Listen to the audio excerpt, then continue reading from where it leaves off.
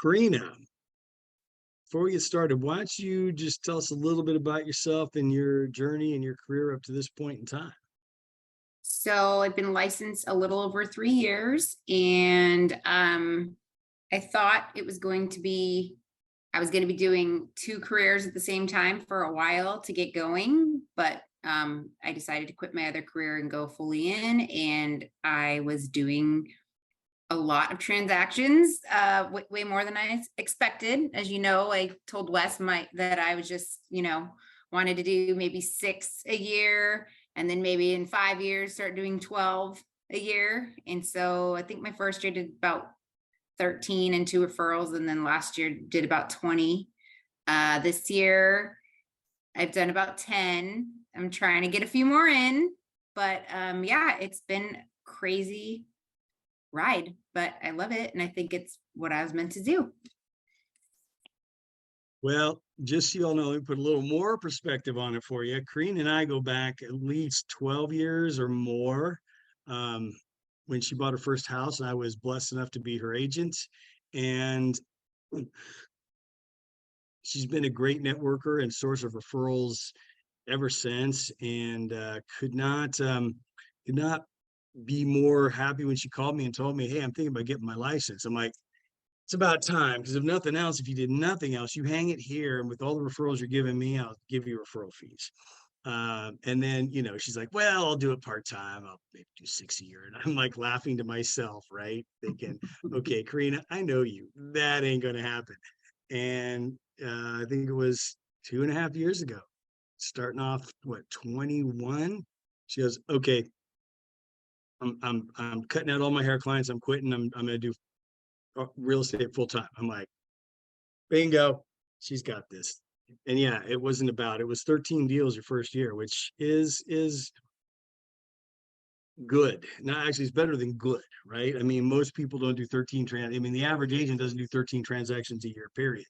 Well, it was, so anyway, and it was more my first full year. Like, I got my license in July, and then the first 6 months I was just kind of following him around. So then the next 2021, but also when I met him, I had a really horrible agent, a nice guy, but he was my brother's friend. I didn't know any better. So the market was kind of like the market now, because homes were 100, 200,000, and you were competing against investors. And so, it's true. Like, if you have a complete new agent without a lot of connections, it's hard in that market. So I got my house because of him having connections. And then I sold that house and bought my next house with him as well. And then I was just mentioning to Angelica that I was thinking of getting my license. And then he just called me up, like, I heard you get your license. I'm like, whoa, whoa, whoa. I was just thinking about it. So he kind of wrote me in with the, hey, get paid for your referrals. So I was like, well, why not? Might as speaking of well. Angelica, she's jumping on. Absolutely. And by the way, I happen to know Corinna, and it's like she's competitive as crap. So it's like there's no way she's just gonna dabble in this. But it's like, okay, you tell yourself whatever you want. And yeah, and it's been fun also to watch too, because as everyone knows, right, this isn't a normal business. I mean, it's a dance, it's a balance, it's a lot of things, right? From trying to be, you know, um, wow, we're getting a pretty good full house here. To just the juggle and the struggles every day. And we've reformatted all our classes, and we're like doing it more interview style, and we're looking at, who's like all these things we teach, who's really mastering those categories. And today we want to talk about mastering negotiation tactics. And I have, as a leadership group, we kind of talk about or Patrick and I talk about who do we think. And so Corinna's name was one of the ones that was thrown in there, and I asked her. So she graciously said, yeah, I'll step up for that. I think I'm pretty good at that. So thank you, Corinna.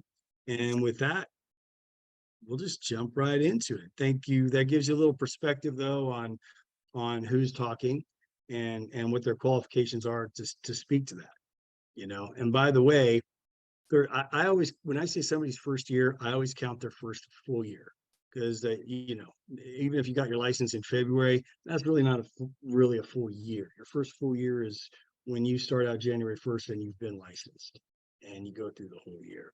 So 13 to 20 to 10 already this year. So that's tracking for about 17, which is nothing I mean, that's awesome. And I know that, one of the things you've been working on this year is balance with, kids and mom and home life, and as well as with everything. Health, And by the health, working out, trying to get that yeah, back together.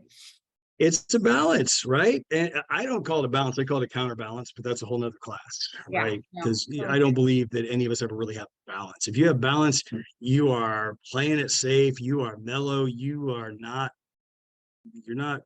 forging forward. You're not an independent contractor by any stretch of the I mean, imagination. I'm never gonna turn down business. So like if you have multiple deals going at one time, you have to take it when you can get it and kind of work it out. Yeah. All right. So diving in. First question, Corinna. Do you have a mindset around negotiating? And if so, what is it? So I would say my mindset is determined. I want to do everything I can to get my offer accepted. I don't want to feel like there's something that could have been done on my part that I lacked, at my client's expense. So I'm Gotcha. going to do everything I can. So we're going to dive into that.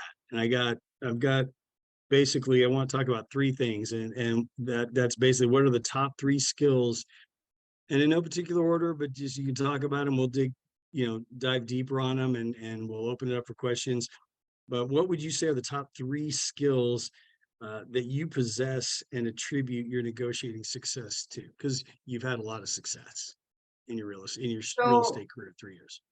I'd say the first one is just reading people and trying to get the most information out of the other agent. And also building rapport with that agent, being able to read their energy, know the best approach and negotiating tactics with that particular agent, and working with them, not against them, because we both have the same common goal. And just leaving your emotions out of it, not taking it like it's the house you're buying, or if you're on the listing side, the house you're listing. And just you just have to read the agent to know, okay, how am I going to ask to get the most information on, like, how many offers are accepted, what the seller's looking for. Some people you can just read up front. They're very much like, I'm not telling you nothing. So you have to tread carefully, because you want them to like you. So I think it's just, if it's a female agent and she's real chatty, you can kind of tell her a little bit about your clients. They kind of play into the emotional side of it. If it's a man, and you can tell right away, he's just not all men, but he's just very cut and dry, I'm going to be very straight to the point. So it's really just on communicating with people in the ways that you can feel they need to be communicated with. So how do you open up that dialogue when you make a call to the agent? And actually, let me back up. At what point do you start communication with an agent? So if my client has any interest in the property, I don't care if the due date is 2 weeks out. I always tell the agent, hey, my client has interest. I find out if they're accepting preemptive offers, because you'll find so much that a lot of agents, I was always taught by Wes, if you're willing to take a preemptive, always put in the caveat that, seller has the right to take a preemptive offer. Well, a lot of agents don't do that. And so I never want to go back to my client and say, oh, shoot, that property you're waiting to put an offer on, like, it's gone. So I always call them, say, hey, we saw the property. I see your offer date is on X date. Is your seller going to be taking any preemptives, or am I safe to wait to the date? And most often when it's not in there, they're like, oh yeah, they might take a preemptive. And I'm thinking, well, good thing I asked, because my client could have missed out. So I always tell them, can you please let me know if a preemptive comes in that, like if I know my client isn't going to have an offer that's going to wow them, because I feel like most of the time they don't want to take a preemptive unless all contingencies are waived, before the weekend just comes out. So unless my client has the ability to do a really amazing offer, I say, okay, we'll wait till the date. Please let me know if something comes in you're willing to take so we can have a shot. Good, good bit of advice, by the way, there. Because sometimes usually preemptive means, so do you ever ask them like what it would, if they would take a preemptive, what would that look like? What would that number be, or what would that look like to get them Yeah. to take And it off the market? yeah, and I feel like most of the time they won't give you a number. So I'll throw out a number. Like, let's say I just did this yesterday. Let's say it's listed for $8.99. I'll say, well, do you think an offer of $9.50 would take it off the market? Like, just trying to get an idea. Cause I know on the listing, when I'm on the listing side, I want the most for my clients. So I don't necessarily want to give a number, and maybe they were going to offer me a higher number. So that's another That's thing with brilliant. That's a great, representing the representing the seller too with negotiations. Like, you don't want to show all your cards at one time. You don't, like, so many agents act like you call them, they're like, oh man, I'm desperate for an offer. Don't tell me that. If you tell me that, I'm gonna come in and I'm gonna get my clients a deal. So yeah, just being careful of what you say. And also on the side of listing is, never telling anybody not to submit. Always have, if somebody wants to write, even if it sounds like the worst offer, say send it. I've seen so many agents that they get their ego so involved and they act like it's their property that, oh, one agent told me, don't even bother. I'm like, what? And it was only 10 below list, So thing is, you get another offer. If somebody else calls, you can say you have an offer, or it's a starting point for a counter. So if I'm on the listing side, I always tell them to write.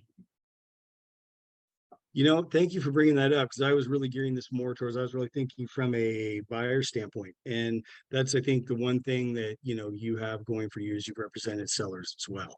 And you are negotiating on the seller side. So a couple takeaways I want to make sure everybody heard that I think are very noteworthy is one, even on the seller side, just dialogue and ask questions. I love the fact that, because I do the same thing, what number will it take? I don't want to throw out a number because I might be too high, it might be too low, depending on which side I'm on, right? And that might leave money on the table. But remember, he was asking, the person who's asking the questions is the person who's in control. So great little piece of advice. There's one other thing, lost it, so we'll just keep going on. But I like the seller perspective as well. Okay, anything else in that initial dialogue? No, so that was just on number 1 for negotiation. Then I have a 2 and a 3. Yeah, I just want to make, does anybody have any questions with that, on that first one, that initial call? And by the way, I can tell you, so actually, let me ask you, anybody here who's listed a house, have they ever gone on their email and, oh, there's an offer on my property, if you're a listing agent, and you never got a call from the agent? Anybody? Yep. Yep, Mia, Corinna. By the way, how does that make you feel? What's your level of interest in wanting to work with that agent, or even wanting to present that offer or accept that offer? Extremely low. I mean, yeah, kind of annoyed. Yeah, absolutely. I mean, first off, if I see an offer come through and that agent's never even called me to let me know that it's even coming in, first off, that's the problem with our industry. It's like, how ethical are you working in? What kind of a fiduciary are you to your buyer?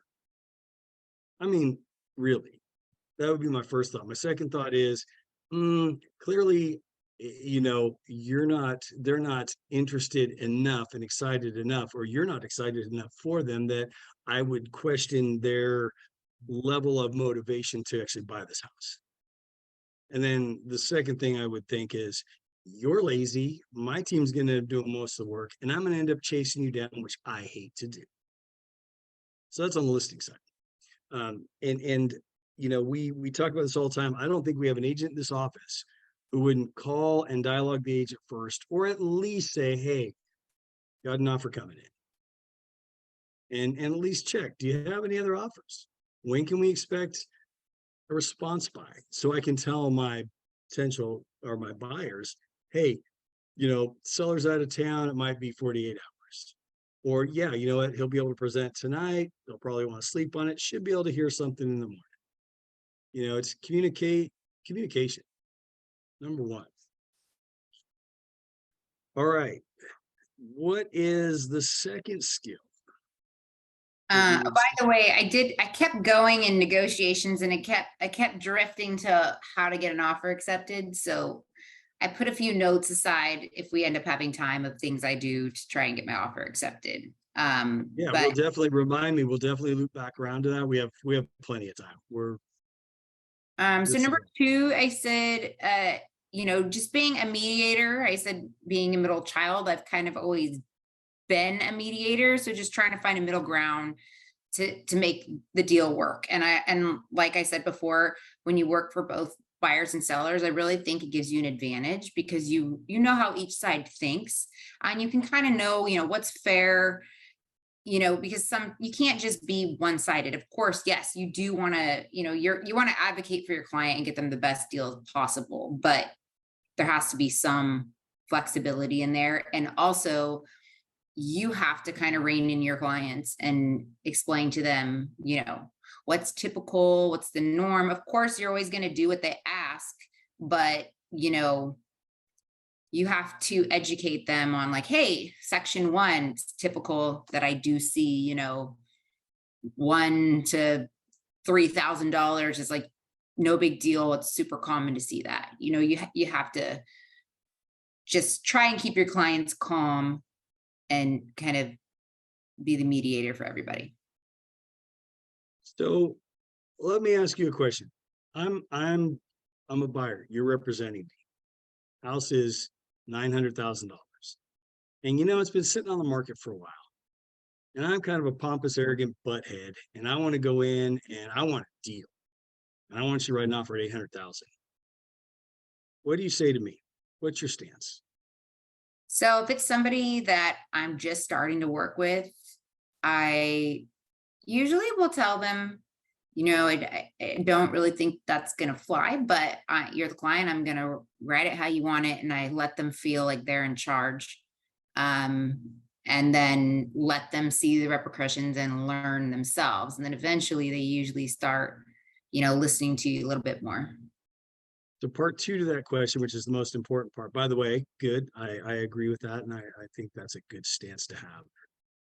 You're writing an offer for basically 12 to 13% below the asking price. Because I know you call the agent first. What do you say to that agent when you call them?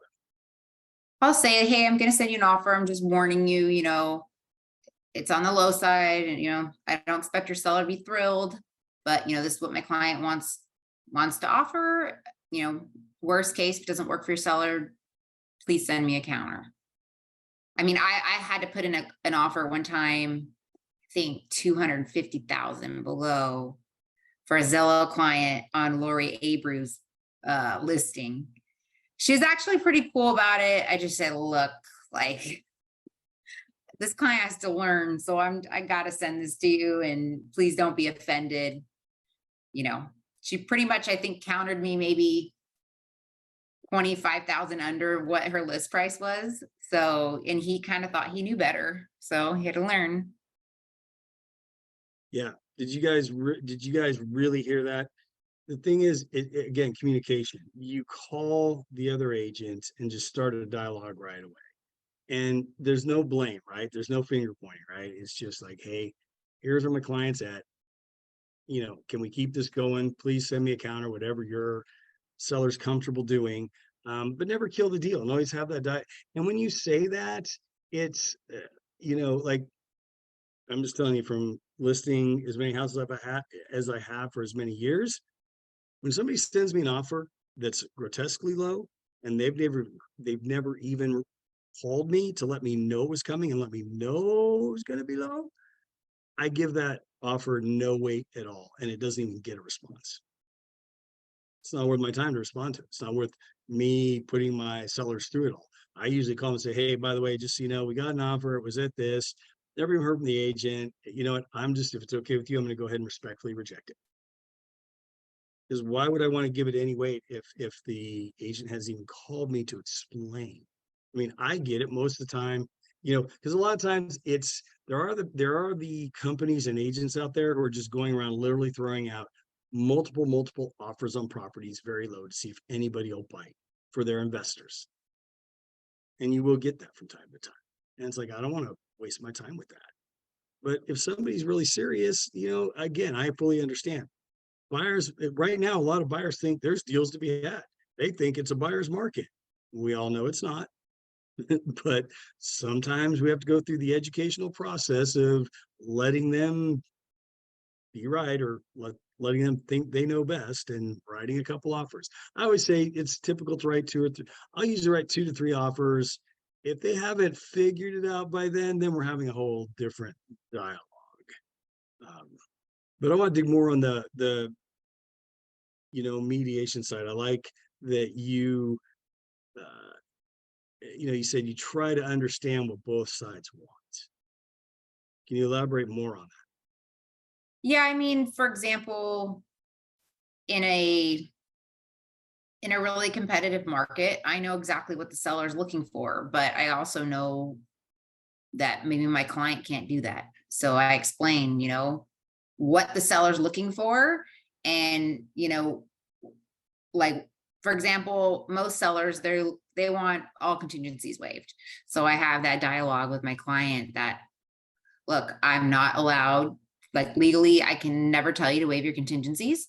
All I can tell you is that a lot of people are doing that, and sometimes we are missing out on offers. It's not to say you're never going to get one if you don't waive all contingencies, but in your scenario, if there's inspections done already and you feel comfortable, that's something that, I don't see as a big deal. I said, but if there's no inspections, I really wouldn't. And I say, and then explain what it means if you waive appraisal.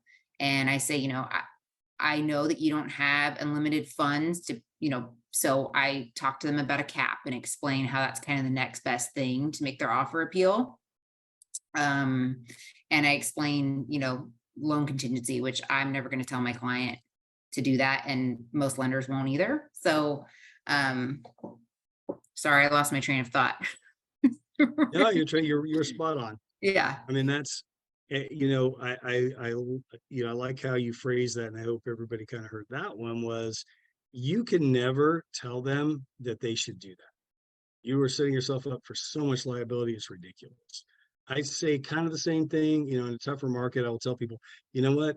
First off, anytime I submit an offer and it doesn't get accepted, I try and get as much information as I can to educate the buyer, right? Well, this is why they took this offer above yours, whether it be price or no contingencies or just better terms. Because you got to remember, highest price doesn't always win the deal. Right. I've explained that too, and also every time if I ever don't get an offer accepted, I always try to get feedback. And if they give me feedback, I will screenshot the email or the text and send it to my client so they can just, some people are just, they don't trust easily. And, they might think that you're not telling them the full deal. So I like them to see it for themselves. That's a great point.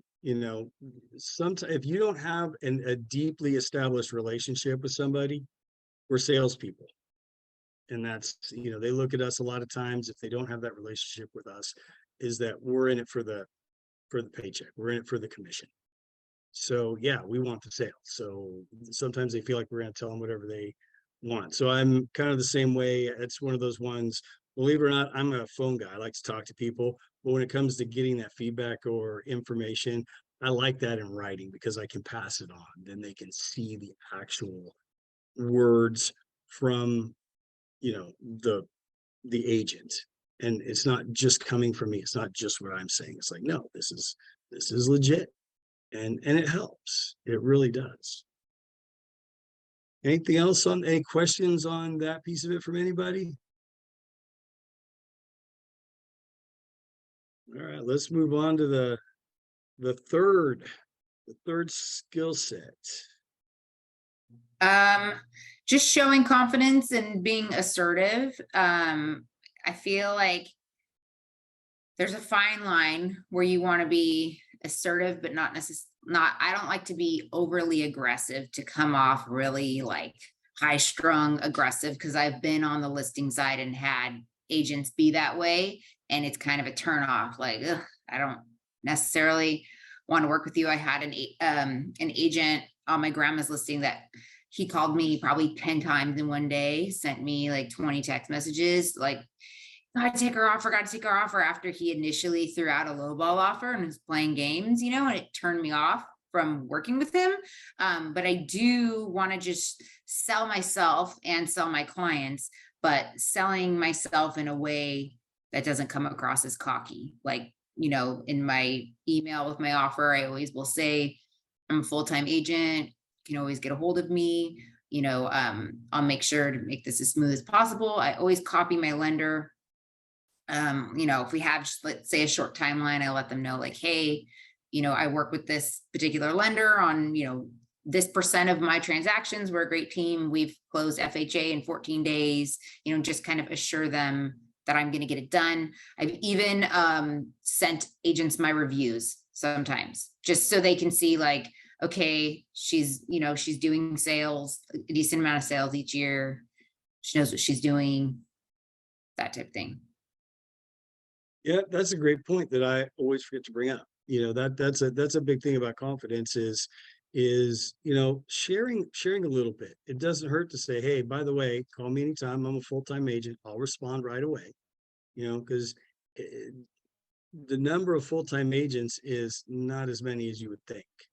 It's actually, there's more part-time agents than there is full-time agents. I just drop them little tidbits, like you just drop some little things here and there that show that you have experience, without saying like, well, I'm this and I'm that, you just kind of drop little things here and there. I like it. Yeah, you don't want to go like, well, hey, I'm number one for the last 3 years in my office, or top 5 in my company nationally. Like, no one really gives a shit about that. But they do care about, hey, properties Brentwood too. If I'm putting in an offer locally, I will say like, this is Corinna from WR Properties Brentwood, just so they know, I'm local, because maybe they're not local and they haven't heard of our brokerage. Yeah, good point. What about, so just out of curiosity, because okay, you've been licensed now for 3 years, just over 3 years. You've written a lot of offers, you've submitted a lot of offers, you've put a lot of deals together. Have you noticed a difference in how you're received since like your first year to this year, in the sense of, do you find yourself knowing more agents on the other end of the phone, or your dialogue and talking to them? So I feel like I've kind of been good at faking it till I make it. So I usually, if I didn't know what I was doing, I was good at pretending like I did. But I definitely see more relationships and more agents that I can call up and actually know them, or just, I bumped into them, whatever. And it's nice, because at first you're just calling tons of people you don't know and don't know you. So it's nice when someone says like, oh, I've heard of you, or something along those lines. You're like, oh, okay, cool. Right? Yeah, good. Any questions on the confidence piece of it? Good stuff so far. Well, you said you had some extra information or extra points that you'd like to share. Would love to hear Yeah. those.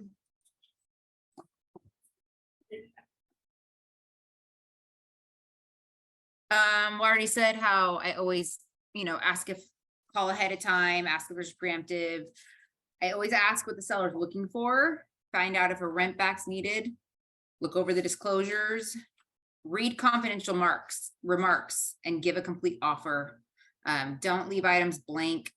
If you can't write an offer, it just, when you can write a good offer, agents notice and it matters to them. I've had agents tell me that, and I've felt like when I'm have a listing, I'm super nitpicky about offers. So I'll look at some offer and I'm just, what is this? Like, come on. Like, Give us some examples of that. I had an offer that, unfortunately, price wise and everything, it was the offer that my sellers wanted to take, and I had to counter 16 items because so many things were left blank, including the buyer's name.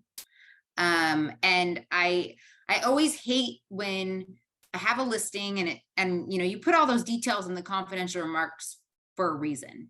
You put what sellers, like if it's a trust, like put seller's name as blah blah blah trust. There's a solar PPA by Sunrun that needs to be assumed. You do inspections, and then you get an offer where they haven't removed their inspection contingency. You talk to them, they don't plan to do inspections. So you're like, okay, well, that's the whole point of my seller doing them ahead of time.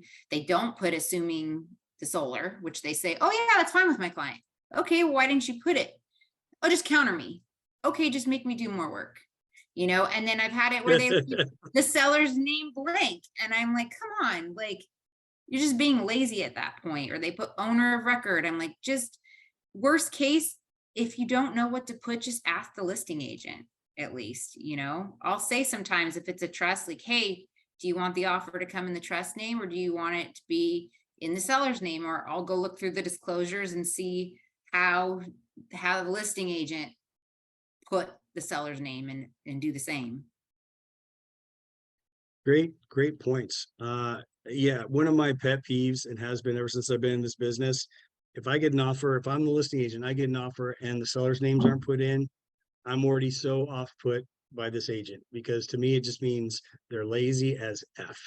They didn't take the time to do all the work. Now I'm going to have to do it. The TC is going to have to do it. Why? Don't leave things blank. I think when people say, hey, thanks for the clean offer, it meant you filled everything in. You covered everything off. You read my comments. And by the way, these days it's pretty typical. One thing I do is, and a lot of times some people have like home light. So they have they have the process in that, right? So read the confidential remarks. If they already have a pre-open escrow, I mean, unless you're tied to something, in which case, we just did one and it's going to be a flip, right? So we need a binder policy. And so we have to go through the same title company. So, they wanted a certain title company. We called them up and said, hey, look, unless it really would be more helpful for us if it's at this title company. Are you okay? Is the seller okay with that? Yeah, that's fine. And by the way, I really hope I don't ever see anybody's confidential remarks. Seller requests Chicago title. Bullshit. Where's my bullshit flag? The sellers don't have ties to title companies. The agents do. I mean, just be legit. I have no problem. Hey, pre-opened here would be nice to stay here, but not required. That's, that's respectful on every level. And, when I see, yeah, Angelica, you've been doing this more than long enough that you've seen it all, especially when it comes to that. And if somebody requests it, I mean, unless it's an issue, put that in there. It makes it nicer, makes it cleaner, because sometimes some agents will, even though they're not supposed to, by the way, they will counter that. The whole goal when you're representing a buyer, to me, is to write an offer that requires zero fixing, zero reason for a counter, because as soon as the counter is written and the offer is not signed in its entirety, it's still fair game to anyone who might swoop in. I literally have that written on here.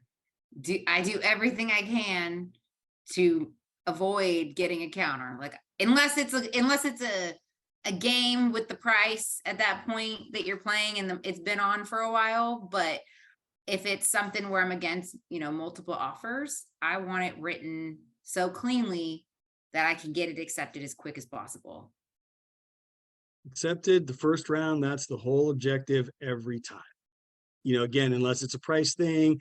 And by the way, and unless your buyers are not emotionally attached to the outcome, then play it out however you want, but still be open and honest and communicative with the selling agent. Great, great point. And by the way, I will say largely in part, everybody's really good about having us review contracts, and everybody writes really tight contracts here. I get a lot of comments and compliments on how clean the offer writing comes out of this office, which is fantastic. And I take a lot of pride in that.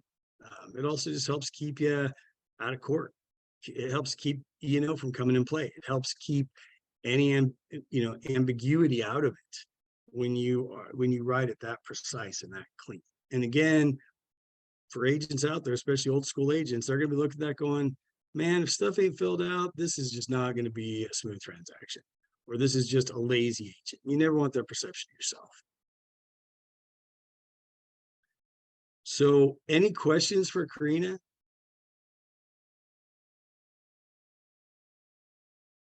So what I'm hearing is Corinna did such a good job at articulating the mastering the negotiation tactics that nobody has any questions. Mia, you're the bomb. I did want to add one more thing on Please. with trying to get your offer accepted is just, well, one, having the conversation if inspections are done already with your client, like, hey, you're more than welcome to do another round of inspections, but typically this is why the seller does this and this is what they're hoping for. And then writing as short of timelines as possible. When I get offers, when I'm on the other side and everything's left at 17 days, I'm like, what the fuck? Like, it does not take 17 days to do inspections unless you're in Discovery Bay and you need a dock inspection or some specialty. It's a special property. But I will even go to the lengths of calling my inspectors ahead of time and saying, hey, when's your next availability? Because I want to write this as short as possible. And you, of course, you want to put timeframes you can actually meet. And my lender, he'll pay a rush fee every transaction if I need him to. So if it's a competitive situation, I'm going to be writing as short as I can. Good point. Christine. Yeah, thank you, Wes. So my question is, Corinna, when you get, the other agent on the line, on the phone, what's your word tracks for asking for them to divulge? Like if they do have offers, how do you get them to tell you what those offers look like? What's your word track? What do you say? So it depends, like, if there's somebody that I can tell is going to be really tight-lipped, I might say like, I know you can't tell me, but could you just kind of, like, is it significantly over? And sometimes that will just get them to start opening up a little bit more. And then if you make them like you, they tend to tell you more. I will sometimes say, are there any contingencies waived? They're usually always more than happy to share that. Sometimes I will throw out a number. Like, if my client were to come in around this, would I be in first place? Sometimes you kind of have to change your wording around, and some people will just tell you, they'll just tell you everything. Some people won't. You can read who you're talking to within the first couple minutes. Some people are friendly and some people aren't. Yeah. I like the point that you circle back around to. I kind of started out with that about how good you are reading people, and meet them on their level, meet them where they're at. If they're going to hold it close to the vest, don't pry. Don't irritate them. Some people just play it differently every time. I mean, does everybody understand? When it comes to offers, if all of you are a listing agent and you get multiple offers, can you discuss or divulge the terms of the other offers to the other agents? That's a question. I think there's no legal, it's not like a legality thing, right? It's more or less just ethics or your relationship with your client, right? It's more relational bound, in my opinion. However, there is, if they sign if one of those buyers agents sends you a non-disclosure, then you cannot talk about the terms of that particular offer. So, it really, you know, your job is to work in the best interest of your client. You have a fiduciary duty to your client. My fiduciary duty on when I'm representing a buyer is to get as much information as I can. Hang on one second, Melissa. My fiduciary to my seller is to get them the most I can, the best terms I can. So I'm gonna, you know, sometimes I'll divulge what I've got on the table. Sometimes I won't. If I've got another, so let's say I've got one offer in, and Christine, you're bringing me another offer, and you're offer number 2. And I don't know you, you're not in my office. I'll go to Melissa and then Sue next. Why would I want to divulge? And let's say the offer I have on the table is lower than asking price. Why would I want to divulge that? What I'm going to divulge is, yep, we got another offer. What I might say is, it's not quite where the sellers want it to be. So please bring me your best offer. Or I might even say, you know, if I know, let's say the asking price is 800, somebody brings me an offer at 790, and you're going to be writing an offer and you call me. And I know the sellers really wanted, you know, 825. I might say, hey, the sellers wanted 825, and with the other offer, we're not quite there yet. But if you can get me somewhere close, you'd probably be good. You know, let's get it on the table. First off, there's nothing to negotiate till you have somebody at the table. So you have an offer. So it's, you know, it's one of those things. And by the way, any of you can call any seasoned agent here, you know, myself, anybody, you know, Monica, and we're more than happy to let you bounce things off of us and tell you what our opinion is and what we think. But you know, it's and you know, like you're Corinna, some agents will play it close to the vest. They're not going to give up shit, which sometimes is not in the best interest of your client. And by the way, you know what? We all kind of have a little list in our head. Okay, this agent's a butthead. Don't really want to work with them in the future, you know, and we're going to avoid it at all costs. Or, you know, my thing is, okay, you want to be a dick? That's fine, because someday you're going to come around and write an offer on one of my listings, and haha, you know, it's karma's a bitch, you know, because I'm not going to want to work with you. You know, we're all in the same sandbox. We're all doing the same thing. As long as we're not, you know, the fiduciaries to our clients. You know, we don't have to go puffing up our chests or being jerks or bringing our egos or our own baggage to the table. Leave that out of it. Leave the, like Corinna said at the beginning, leave the emotion out of it. You know, do the best you can for your client. Melissa. You kind of basically answered the question. I was just basically going to say, when you get those, you know, non-disclosures, how do you handle that? Because I'm going to start using that more, because I feel like in the last 6 months, I've definitely have had my offers used against me. So I think I'm going to start using that like Sue does.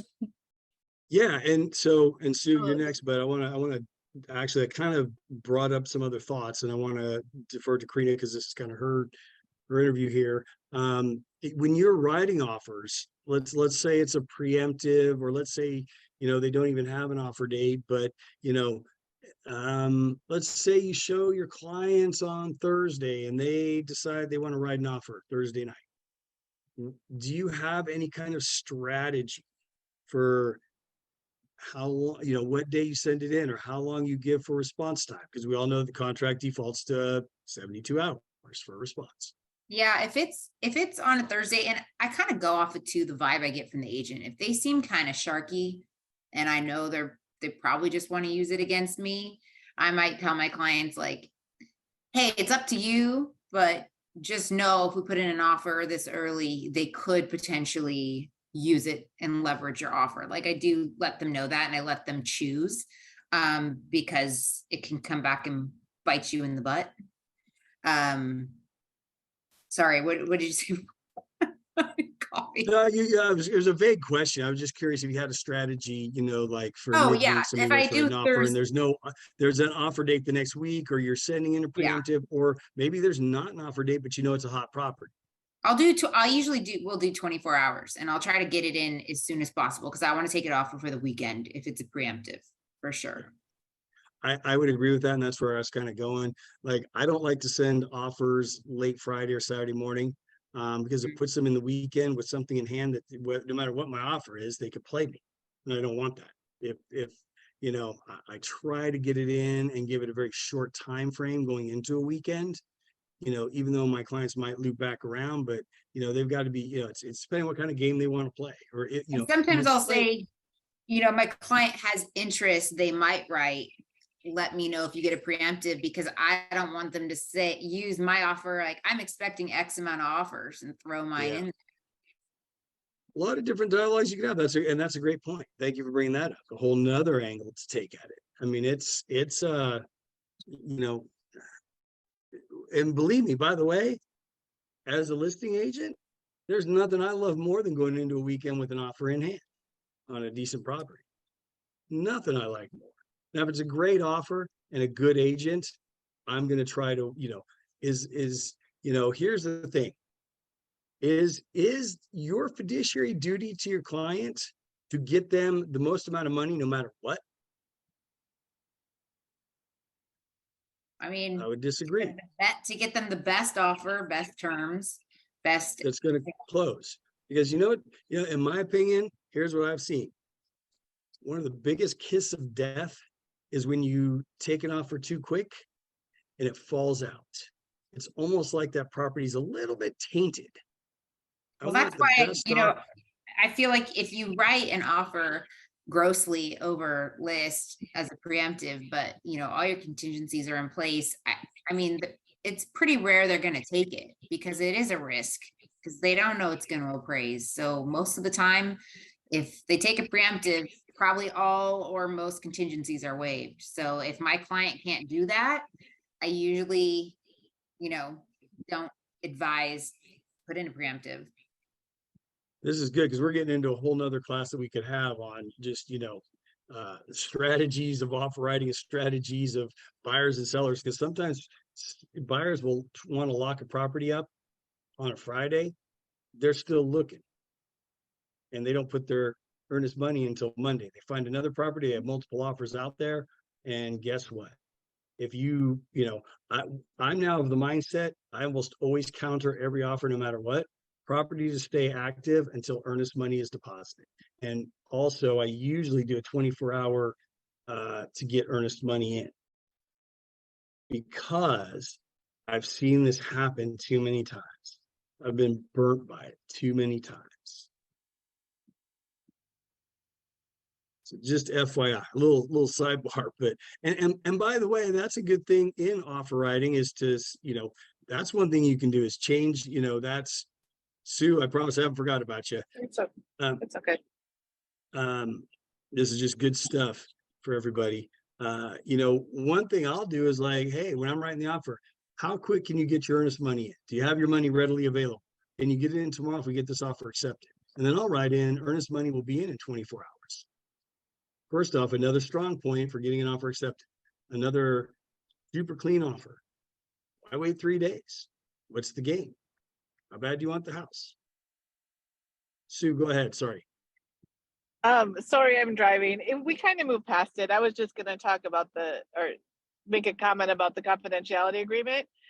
I put it in with almost every offer, and I make sure I write it in my overview that it's there. Oh, okay, very good. That's a great point. I had a question about that, because I used that I was talking to Sue about it, and I used it on an offer for the first time in the last couple months. And I told her, I'm like, well, technically, if the seller doesn't sign it and send it back, then really they can legally discuss your offer, right? That's a question for you, Wes, because we were talking about it. Because I'm like, it's such a gray area. I mean, here's the reality. You're not there to monitor anything anyway. So you're putting all your faith that agent is, uber ethical.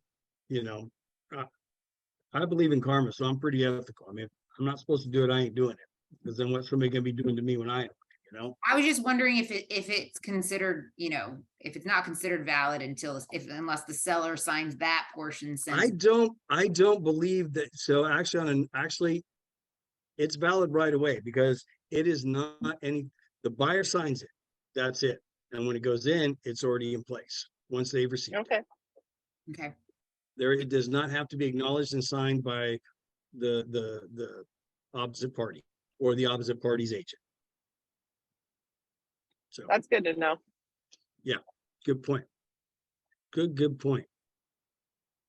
Corinna, what would be one piece of advice you would give an agent writing their first offer and going into a negotiation? Well, we've already talked about it. Never to write up an offer without calling the listing agent first. Love it. Any other questions for Corinna? Well, Corinna, thank you for your time. Thank you for your knowledge, your expertise, and for being willing to do this. Thank you, everybody, for being here on the call and for your participation and great questions. And give her a hand. She did a great job. Thank you for having me, peoples. Absolutely. All right, you guys, go out and crush the day. See ya.